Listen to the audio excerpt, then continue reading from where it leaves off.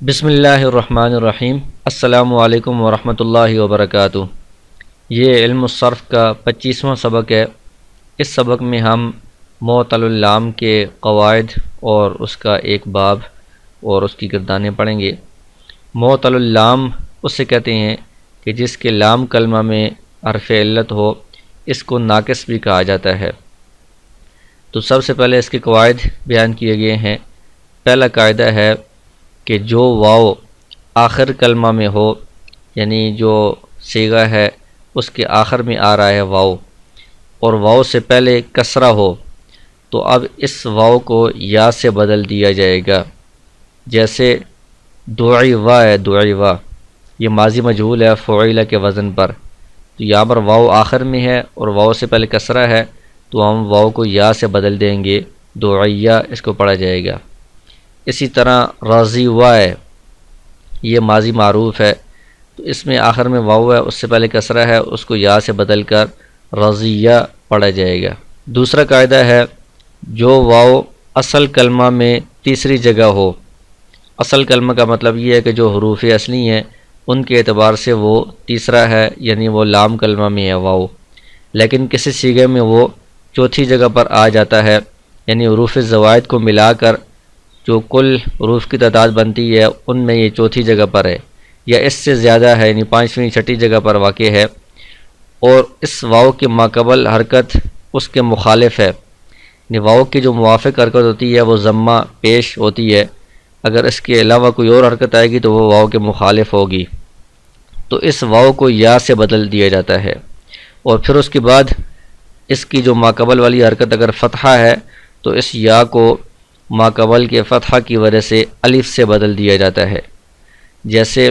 یدعو ہے،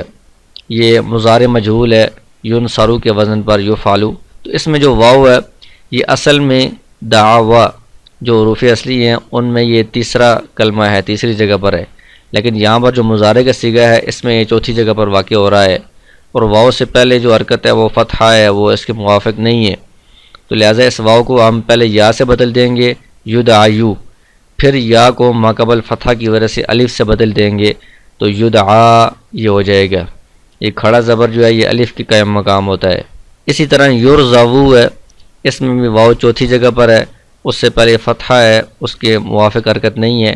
تو واو کو ہم پہلے یا سے بدل دیں گے، پھر یا کو ماقبل فتحہ کی وجہ سے الف سے بدل دیں گے، یرزا اس کو پڑھا جائے گا۔ تیسرا قاعدہ ہے جو الف یا واو یا یہ جو تین حروف علت ہیں یہ آخر میں ہوں، کلمہ کے آخر میں ہوں، تو یہ وقف کی صورت میں اور جزم کی صورت میں گر جاتے ہیں، یعنی جزمی حالت میں جب لم والی کوئی گردان ہو یا امر ہو یا نہیں ہو جن میں صیغوں کے آخر میں جزم آتی ہے، تو جزم کی صورت میں یہ حروف علت واو، الف اور یا آخر سے گر جاتے ہیں۔ جیسے لم یخشا، یہ اصل میں لم یخشا تھا، الف جو ہے وہ جزم کی وجہ سے گر گیا ہے۔ لم یرمی، یہ یا تھا یہاں پر حرف علت، وہ جزم کی وجہ سے گر گیا، لم یرمی پڑھیں گے۔ لم یدعو، واو تھا یہاں پر تو اس کو ہم جزم کی وجہ سے گرا دیں گے، لم یدعو پڑھیں گے۔ چوتھا قاعدہ ہے جو واو اسم فاعل کے آخر میں ہو اور اس سے پہلے کسرہ ہو تو اس واو کو یا سے بدل کر پھر اس کے بعد اس یا کو گرا دیا جاتا ہے۔ جیسے داعون ہے، تو اس میں واو اسم فاعل کے آخر میں ہے اور اس سے پہلے کسرہ ہے، تو ہم پہلے واو کو یا سے بدلیں گے، داعین ہو جائے گا، پھر اس یا کو گرا دیا جاتا ہے، داعن اسم فاعل پڑھا جاتا ہے۔ اور اگر اسم فاعل کے آخر میں یا ہے، یعنی واو سے تبدیل نہیں ہوا، شروع میں اصلی یا ہے، تو اس یا کو بھی آخر سے گرا دیا جاتا ہے۔ جیسے رامیون، اسم فاعل کے آخر میں یا ہے تو اس کو ہم گرا کر رامن اسم فاعل کا صیغہ پڑھیں گے۔ پانچواں قاعدہ ہے جو واو اور یا ایک جگہ جمع ہو جائیں، یعنی اکٹھے ہو جائیں، ان میں سے پہلا ساکن ہو تو واو کو، ایک واو اور ایک یا ہے تو جو واو ہے اس کو بھی ہم یا سے بدل دیں گے، دو یا جمع ہو جائیں گی تو پھر ایک یا کا دوسری یا میں ادغام کر دیں گے، یعنی دونوں کو ملا کر ہم شد کے ساتھ پڑھیں گے۔ جیسے مرمویون ہے، اس میں واو اور یا اکٹھے جمع ہو گئے ہیں تو جو پہلا واو ہے اس کو بھی ہم یا سے بدل کر دونوں کو آپس میں ادغام کریں گے تو یہ مرمیون ہو جائے گا۔ پھر یا کی مناسبت سے جو میم کا ضمہ ہے اس کو ہم کسرہ سے بدل دیں گے، مرمیون، یہ اسم مفعول کا صیغہ بنے گا۔ چھٹا قاعدہ ہے جو واو اسم کے آخر میں ضمہ کے بعد واقع ہو تو اس ضمہ کو کسرہ سے اور جو واو ہے اس کو یا سے بدل دیتے ہیں اور پھر اس کے بعد یا کو ساکن کر کے گرا دیتے ہیں، جیسے تلقون، یہ تفاعل کا مصدر ہے، اسم ہے، واو اسم کے آخر میں ہے اور اس سے پہلے ضمہ ہے، تو جو اس سے پہلے والے حرف کا ضمہ ہے اس کو ہم پہلے کسرہ سے بدلیں گے اور واو کو یا سے بدلیں گے، تلقیون ہو جائے گا۔ پھر اس یا کو ہم ساکن کر کے گرا دیں گے تو تلقن رہ جائے گا، یہ اس کا مصدر شمار ہوگا۔ تو یہ معطل اللام ناقص کے قواعد ہیں۔ اب ہم اس کی گردانیں شروع کریں گے۔ تو سب سے پہلے یہ اس کا باب ہے، باب نصر ینصر، یعنی معطل اللام ناقص واوی، اس میں حرف علت واو ہے، ناقص واوی اسباب نصر ینصر، تو اس کی صرف صغیر یہ ہے دعا یدعو دعوتا فہو داع ودعی یدعا دعوتا فہو مدعو الامر منہ ادعو والنہی عنہ لا تدعو۔ اس کی صرف کبیر یہاں پر دی گئی ہے، صفحہ نمبر 38 پر ہے۔ یہ باب نصر ینصر ہے، الدعوت مصدر ہے، تو ماضی کی گردان اس طرح ہوگی دعا دعوا دعو دعت دعتا دعونا دعوت دعوتما دعوتم دعوتی دعوتما دعوتن دعوت دعونا۔ اور ماضی مجہول دعی دعیا دعو دعیت دعیتا دعینا دعیت دعیتما دعیتم دعیتی دعیتما دعیتن دعیت دعینا۔ اور مضارع یدعو یدعوان یدعون تدعو تدعوان یدعون تدعو تدعوان تدعون تدعین تدعوان تدعون ادعو ندعو۔ اسی طرح مضارع مجہول یدعا یدعیان یدعون تدعا تدعیان یدعین تدعا تدعیان تدعون تدعین تدعیان تدعین ادعا ندعا۔ اور نفی تاکید بلند اور نفی جہت بلم اور لام تاکید بانون تاکید ثقیلہ اور خفیفہ، یہ ساری گردانیں مکمل یہاں پر دی گئی ہیں۔ اسی طرح امر کی گردان اس طرح ہوگی لیدعو لیدعوا لیدعو لتدعو لتدعوا لیدعون ادعو ادعوا ادعو ادعی ادعوا ادعون لیدعو لندعو۔ اور نہیں کی گردان ہوگی لا یدعو لا یدعوا لا یدعو لا تدعو لا تدعوا لا یدعون لا تدعو لا تدعوا لا تدعو لا تدعی لا تدعوا لا تدعون لا ادعو لا ندعو۔ اور اس میں فاعل داع داعیان داعون داعیت داعیتان داعیات، اور اس میں مفعول مدعو مدعوان مدعوون مدعوۃ مدعوتان مدعوات۔ تو اب اس میں جو صیغے ہیں ان میں کیا تغیر ہوا ہے، کون سے قواعد جاری ہوئے ہیں اور وہ اصل میں کیا تھا اور اس میں کیا تبدیلی ہوئی ہے، یہ تعلیلات بھی یہاں پر دی گئی ہیں۔ تو یہ ناقص کے جو ابواب ہیں یہ بہت اہم شمار کیے جاتے ہیں، اور یہ جو باب ہے دعا یدعو اس کا استعمال بھی کافی زیادہ ہے، تو اس کی جتنی بھی گردانیں ہیں صرف صغیر اور صرف کبیر وہ آپ بہت اہتمام سے یاد کریں اور روانی کے ساتھ ان کو اپنی زبان سے آپ دہرائیں،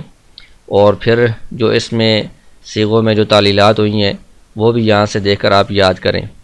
ہر صیغے کے بارے میں پتہ ہونا چاہیے کہ یہ کون سا صیغہ ہے، اصل میں کیا تھا، اور پھر اس میں کون سے قواعد جاری ہوئے ہیں اور پھر یہ کس طرح اس طرح بنا ہے۔ مثلا یہ ماضی کا پہلا صیغہ ہے دعا، تو یہ اصل میں دعوا تھا بروزن فعال یعنی نصر،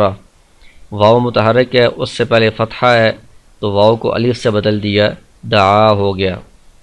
اور اس کے بعد دعوا تثنیہ کا صیغہ ہے، فعلا کے وزن پر ہے، یہ اپنی اصل پر ہے، اس میں کوئی تبدیلی نہیں ہوئی۔ پھر تیسرا صیغہ ہے دعو جو جمع مذکر غائب کا صیغہ ہے ماضی میں، تو یہ اصل میں تھا دعو فعلو نصرو کے وزن پر، تو اس میں واو کو ہم نے الف سے بدل دیا ماقبل فتح کی وجہ سے، پھر الف اور بعد والا جو واو ہے وہ دونوں ساکن جمع ہو گئے ہیں اجتماع ساکنین، اس کی وجہ سے ہم نے الف کو گرا دیا تو یہ دعو رہ گیا ہے۔ اور دعت اصل میں دعوت تھا، واو کو ماقبل فتح کی وجہ سے الف سے بدل دیا، پھر واو اور تا دو ساکن جمع ہو گئے ہیں تو اس میں الف کو ہم نے اجتماع ساکنین کی وجہ سے گرا دیا، دعات رہ گیا۔ اسی طرح دعاتا میں بھی یہی تعلیل ہوگی کہ واؤ کو ہم ماقبل فتح کی وجہ سے الف سے بدلیں گے، پھر واؤ اور تا دو ساکن جمع ہو جائیں گے، تو اس کی وجہ سے جو الف ہم نے تبدیل کیا تھا اس الف کو ہم گرا دیں گے۔ تو یہاں پر تا اگرچہ بظاہر متحرک نظر آ رہا ہے دعوتا، لیکن حقیقت میں وہ ساکن ہے، کیونکہ یہ تائے تانیث ہے، ساکن ہوتا ہے۔ صرف یہاں پر تثنیہ والا جو الف ہے اس کی وجہ سے اس کو حرکت دے دی گئی ہے، یہ عارضی حرکت ہے۔ تو اصل میں تا ساکن ہے، اس لیے اس واؤ کو جب ہم الف سے بدلیں گے تو الف اور تا دونوں ساکن جمع ہو جائیں گے، تو ہم الف کو گرا دیں گے۔ اس کے بعد جو دعونا سے آخر تک ماضی کے صیغے ہیں وہ سارے اپنی اصل پر ہیں، ان میں کوئی تبدیلی نہیں ہوئی۔ ماضی مجہول کے جو صیغہ ہے دعیہ، یہ اصل میں دعیوا تھا، نصیرہ کے وزن پر فعیلا۔ تو واؤ ایک طرف میں یعنی آخر میں واقع ہوئی ہے اور کسرہ کے بعد واقع ہوئی ہے، تو اس کو یا سے بدل دیا گیا ہے، جیسا کہ پہلا قاعدہ شروع میں آپ نے پڑھا ہے، دعیہ ہو گیا ہے۔ یہ دعو ماضی مجہول میں جو صیغہ ہے جمع مذکر غائب کا، یہ اصل میں تھا دعیو، نصرو، فعلو کے وزن پر۔ تو واؤ کو ہم نے ماقبل کسرہ کی وجہ سے پہلے یا سے بدل دیا، دعیو ہو گیا۔ پھر یا پر ضمہ ثقیل تھا، مشکل تھا، تو جو عین کی حرکت تھی وہ ہم نے ہٹا کر یا کا ضمہ اس کو دے دیا، عین کو دے دیا، اور پھر یا کو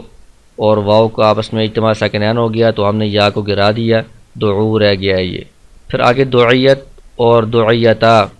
یہ جو صیغے ہیں اس میں اصل میں دعیوت اور دعیوتا تھے، واؤ کو ماقبل کسرہ کی وجہ سے یا سے بدل دیا ہے ان میں۔ مضارع کا جو صیغہ ہے یدعو، یہ اصل میں یدعو تھا، ینصرو یفعلو کے وزن پر۔